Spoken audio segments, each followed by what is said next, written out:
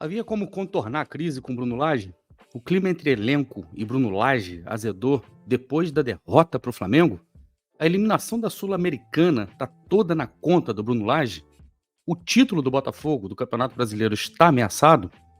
Manter Lúcio Flávio e Joel Carli até o final é a decisão correta? E o elenco do Botafogo é mimado? Eu vou tentar responder todas essas perguntas depois da vinheta.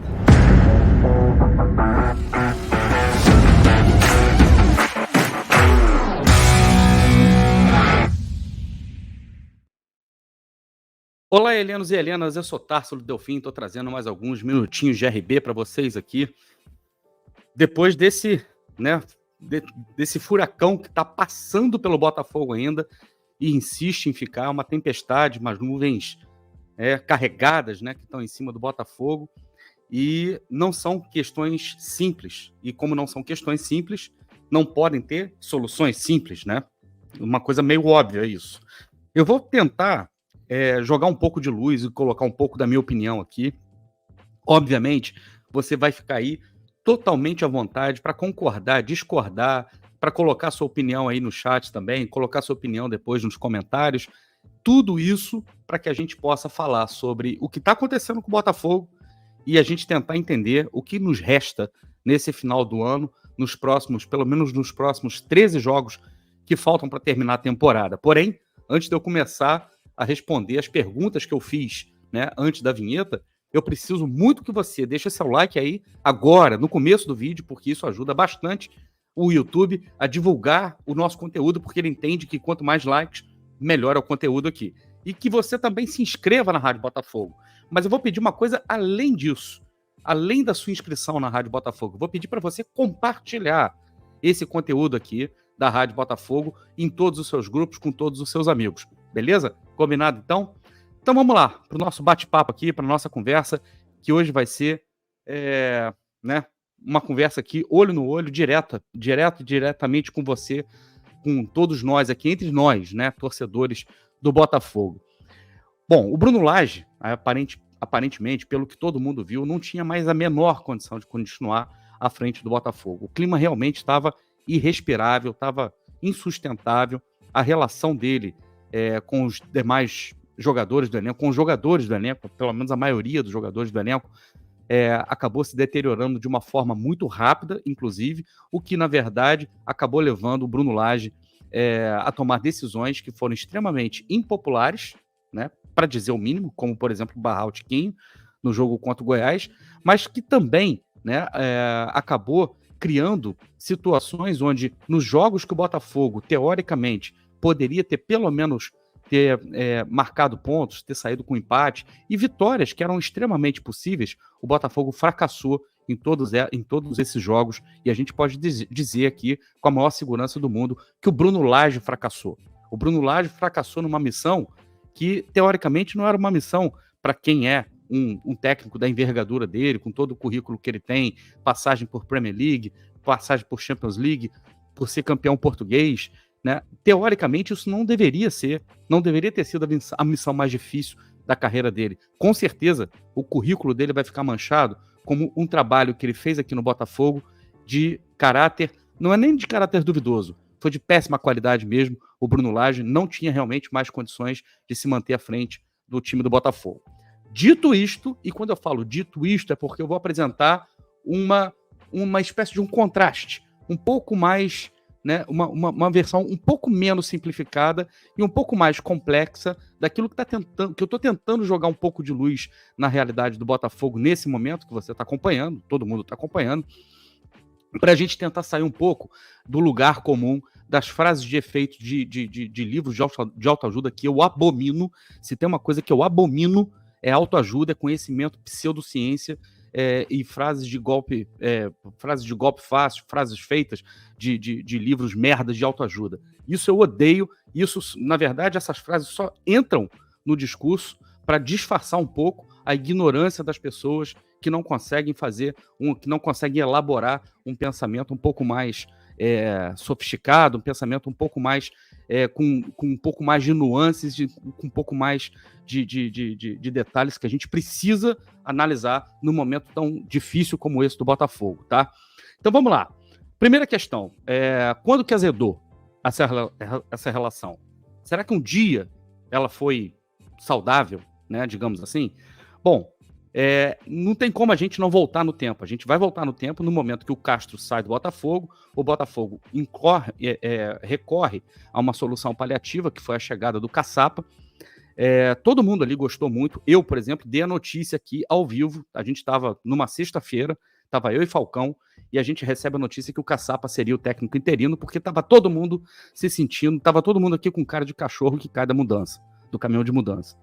E a chegada do Caçapa deu mesmo uma injeção de ânimo pro elenco do Botafogo e para a torcida do Botafogo, porque a gente tinha nada mais, nada menos que um clássico contra o Vasco.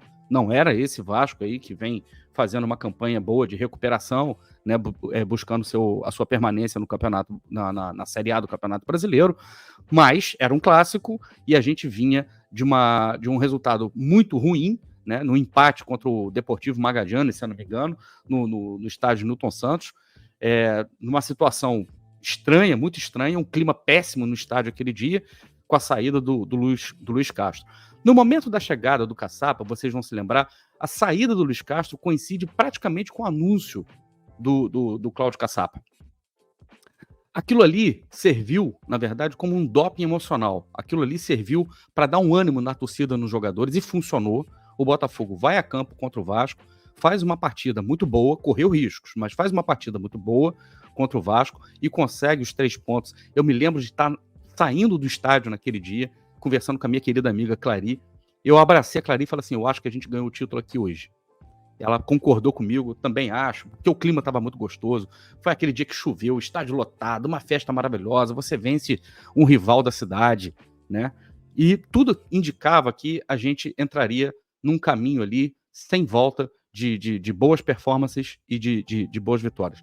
É verdade, a gente permaneceu, na verdade, com bons resultados. Foram 4 vitórias com o Caçapa enquanto ele esteve aqui. Então todo mundo tem a visão de que o Botafogo com o Caçapa / Lúcio Flávio deu certo. E que o Caçapa não inventou e que o Caçapa simplesmente fez com que o Botafogo fizesse aquilo em campo que já vinha fazendo com o Luiz Castro. Essa é uma percepção fácil de todo mundo ter, porque o resultado aponta para isso. Se a gente colocar lupa nos 4 jogos, tá, a gente vai ver que não foi bem assim.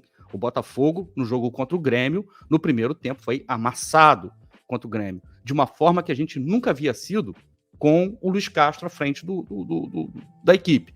E por que isso aconteceu? Porque não é a questão de você preparar o seu time titular para entrar em campo com a estratégia definida, parecida com aquela estratégia que o Luiz Castro já tinha definido.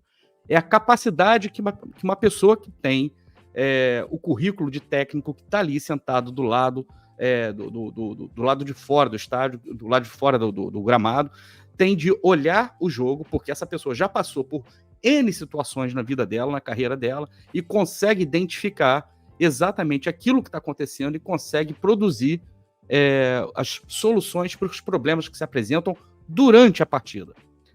Isso, por exemplo, foi uma coisa que o Caçapa e o Lúcio Flávio tiveram imensa dificuldade em conseguir fazer. Mas por que a gente venceu?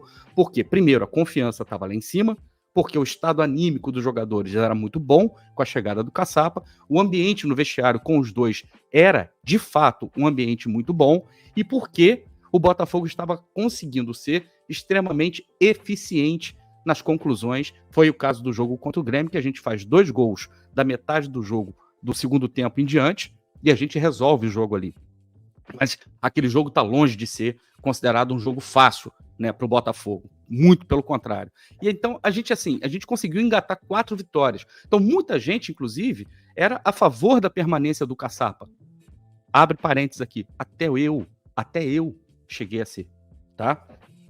E aí, o Botafogo anuncia o Bruno Lage. Chega o Bruno Lage. Por que o Bruno Lage? Qual era o raciocínio do John Textor naquele momento ali que ele consegue ganhar um tempo com o Cláudio Caçapa?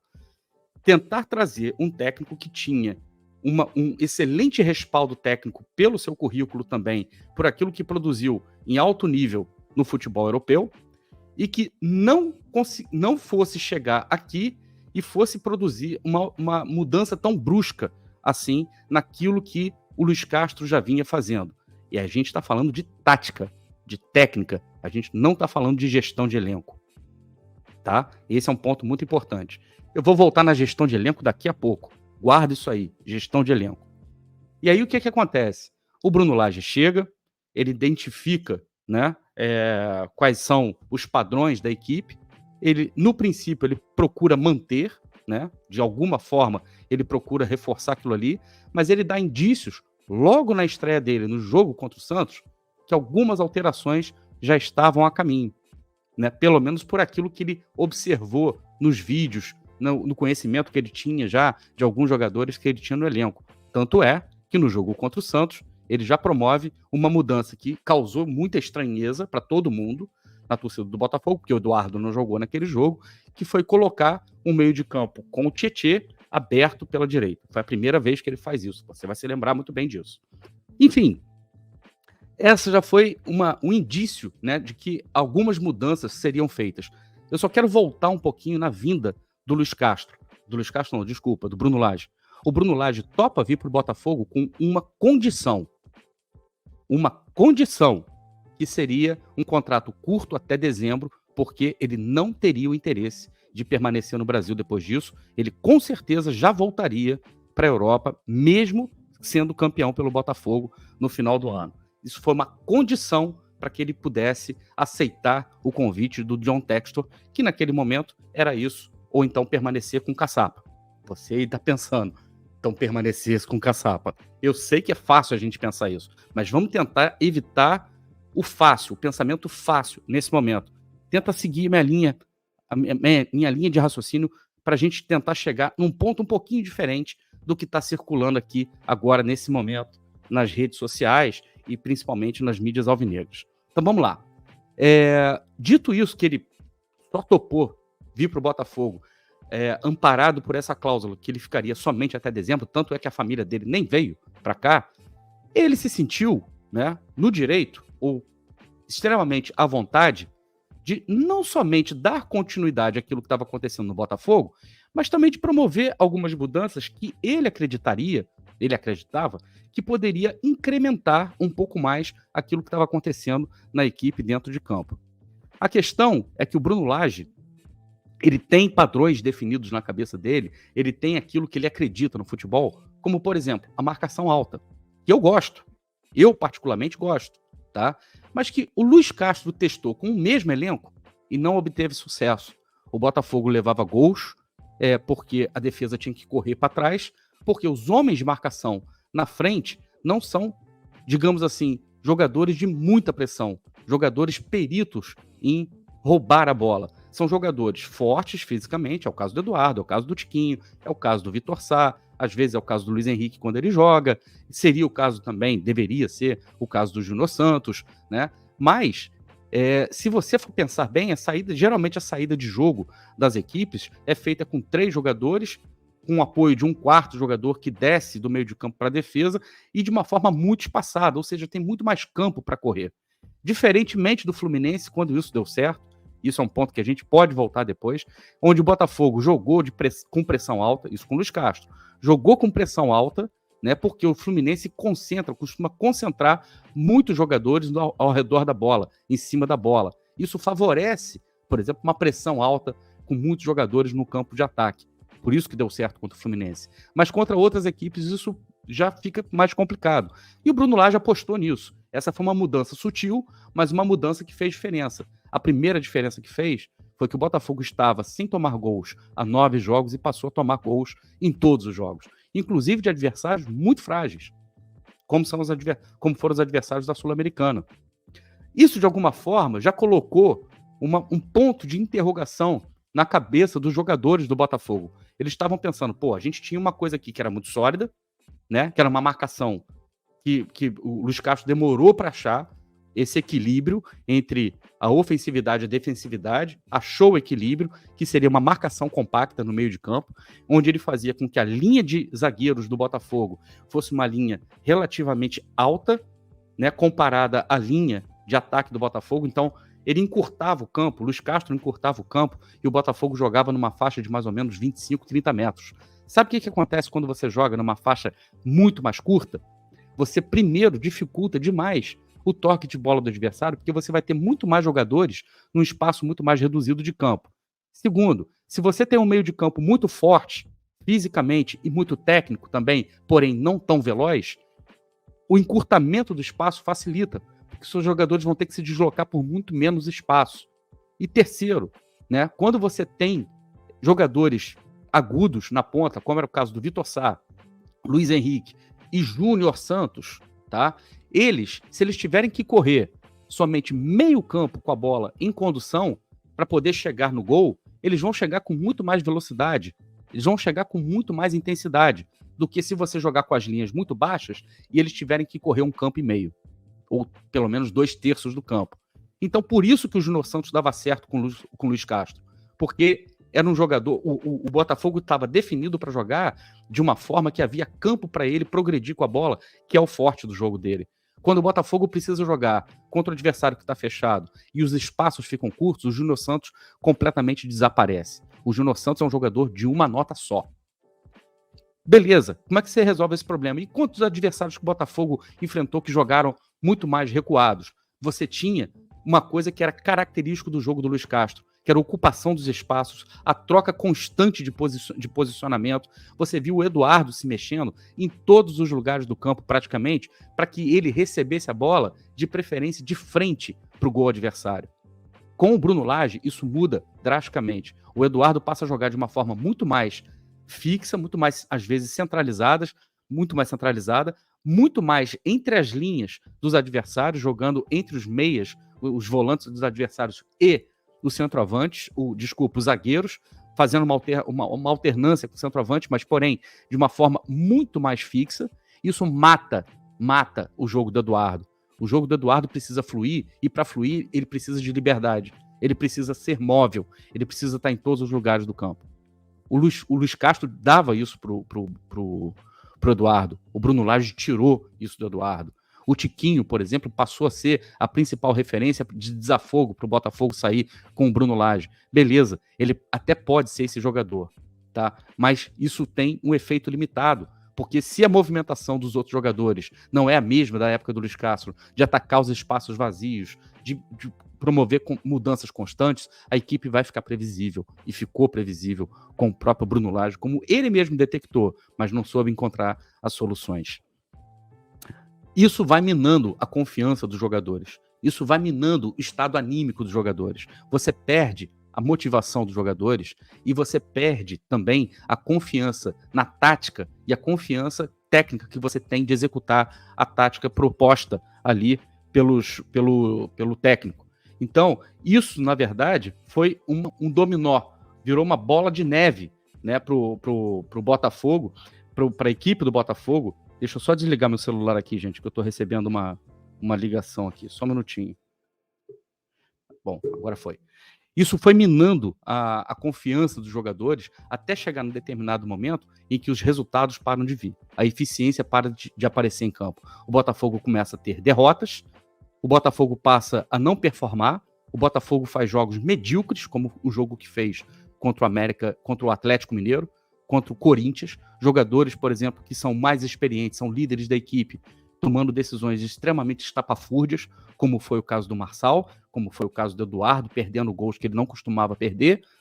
E tudo isso vai se somando e a gente vai criando um caldo de caos, né, que culmina justamente com a revolta dos jogadores, né, digamos assim, e o Bruno Lage, né, percebendo que ele já não tem mais o elenco, mas precisando impor sua autoridade, vai mostrar sua autoridade, justamente faz, né, como bode expiatório, o principal jogador da equipe, para mostrar que é ele quem manda.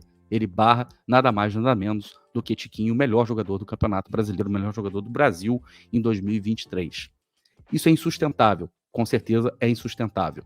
Então, assim, foi uma crise que foi sendo criada por técnico, foi uma crise que foi colaborada também por jogadores, por não estarem performando no seu melhor, né? Não estarem produzindo o seu melhor. É uma crise também que é muito mal gerida, né, muito mal resolvida fora do campo por quem tem que resolver, como, por exemplo, o senhor Mazuco, né, que tem como talvez o principal trabalho dele é justamente estreitar as relações entre comissão técnica e jogadores. Foi muito mal conduzido, né? A coisa degringolou de uma forma que ele perdeu o controle, e também acaba sendo, de certa forma, culpa de quem toma as principais decisões do Botafogo e não está aqui acompanhando o dia a dia.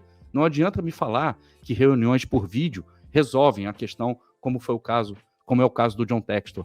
Não resolve. Se você não estiver aqui no seu dia a dia, se você não estiver olhando olho no olho, se você não estiver prestando atenção no que os jogadores estão fazendo, na linguagem corporal dos seus jogadores, do seu staff, dentro e fora de campo, a coisa não anda. Não adianta, a coisa não anda.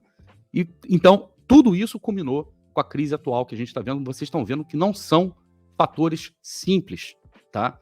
E aí, o que acontece? Né? A decisão de demitir o Lúcio Flávio, Bruno Lage, tá? Ela vem acompanhada com a decisão de manter, né, de colocar o Lúcio Flávio interinamente, pelo menos até domingo, é o que diz a nota oficial do Botafogo, mas também, né, talvez, a depender dos resultados, até o final do campeonato. E os jogadores também pedem a presença de Joel Carli, porque tem muita confiança no Joel Carli, e os jogadores se comprometem a fazer aquilo que estavam fazendo com o Luiz Castro. Aí é que vem o problema. Se fosse assim, se fosse uma decisão dos jogadores voltar a fazer aquilo que estavam fazendo com o Luiz Castro, a pergunta simples é: para que técnico, então? Para que existe técnico no futebol? Para que existe comissão técnica? Para que existe analista de desempenho? Para que existe analista de adversários? Então viramos um time de pelada, onde a gente se reúne, porque assim, nas peladas é assim, não tem técnico. Nós ali que estamos em campo, a gente se reúne, fulano, você vai fazer aqui, você faz aquela ali, tá? Eu vou ficar por aqui, a gente toca a bola aqui e tal. Se for para ser assim, então não precisa de técnico. Porque assim, se o Lúcio Flávio vai ser efetivado até o final do ano, ele nem auxiliar ele era, fazia parte da comissão técnica, mas ele nem era o auxiliar direto. Ele era auxiliar direto do Caçapa. E o Caçapa, óbvio, que vai elogiar muito o Lúcio Flávio. Óbvio que vai. O que vocês esperavam que o Caçapa fosse falar? Que eu fiz tudo? O Lúcio Flávio ajudou um pouquinho? Óbvio que não. E eu acredito que o Lúcio Flávio tenha ajudado bastante o Caçapa mesmo, até porque ele conhece melhor, muito melhor, os jogadores do elenco do Botafogo agora do que qualquer outro treinador que tenha chegado. Nisso eu acredito. A questão que está em jogo aqui agora é: qual é a capacidade que o Lúcio Flávio tem, comprovada, de estar à frente do elenco do Botafogo e tomar decisões que às vezes precisarão ser tomadas, que teoricamente são impopulares, para que a gente consiga garantir o título do Campeonato Nacional. Faltam 13 jogos para o Botafogo. Teoricamente, 7 vitórias daria o campeonato para o Botafogo, se a gente levar em consideração que são 75, 76 pontos mesmo. Para os adversários, falta mais. Eles vão precisar vencer 10 jogos, vão precisar vencer 12 jogos. Está mais difícil para eles. Eu concordo com isso. Tá? Mas a gente está se fiando em conhecimento, a gente está se fiando em ciência, a gente está se fiando naquilo que comprovadamente dá certo, ou a gente está se fiando no vamos lá caralho, ou a gente está se fiando no retrovisor afetivo. Porque o Carli tem experiência de estar com um grupo, de estar... Ele tem uma ascendência, ele é líder, é verdade, e será líder sempre. Eu defendo o Carli, a figura do Carli, no muro dos ídolos do Botafogo, por tudo que ele representou na história recente do Botafogo. A questão é: os dois, Carli e Lúcio Flávio, são pessoas preparadas para a missão dificílima que o Botafogo vai ter, né, nos próximos 13 jogos? E eu sei que essa é uma dúvida genuína que está na cabeça dos dirigentes do Botafogo nesse momento. E eu sei que muita gente aposta que Lúcio Flávio possa ser esse cara. E eu sei que muita gente aposta que a presença do Carli ali garante a questão anímica. A questão é que a gente está em 2023, o futebol se modernizou de uma forma absurda, principalmente se a gente comparar 2023 com 2020, já dá uma diferença absurda. Se a gente tentar emular o que deu certo em 2005, em 2009, em 2017, a gente está pegando exemplos que não cabem mais no futebol atual. Se vocês me perguntarem qual é, então, a solução para o problema do Botafogo, o que eu gostaria que tivesse sido feito é que o problema já tinha sido detectado há muito tempo, não foi no jogo contra o Goiás apenas. A solução já teria que ter sido dada há muito tempo. Agora que vão procurar alguém que possa ser técnico? É agora que vão procurar alguém que possa, de repente... Por que não pensaram nisso quando faltavam 15 jogos? Se o clima já tinha zedado, se a coisa já tinha zedado, e a gente tem tido tempo para treinar entre um jogo e outro, o Botafogo não está mais disputando duas competições. Por que a solução não foi dada antes? Por que agora que a água bateu aqui, ó, nem na bunda, a água bateu aqui, é que a gente vai tentar salvar um título que a cada dia a gente percebe que ele vai escapando pelas nossas mãos. Eu não estou sendo negativo.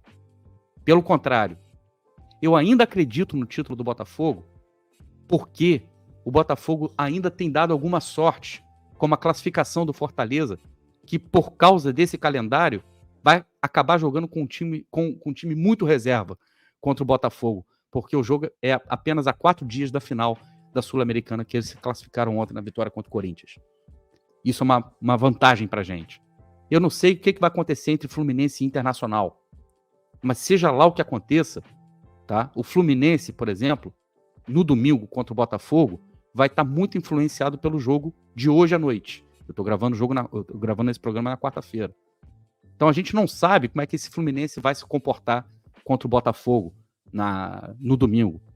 Pode vir ultra motivado, né, brigando, né, para subir cada vez mais na tabela e já acreditando também que é possível ser campeão também, porque todos os times que estão no G6 nesse momento acreditam nisso, principalmente depois dessa barafunda no Botafogo.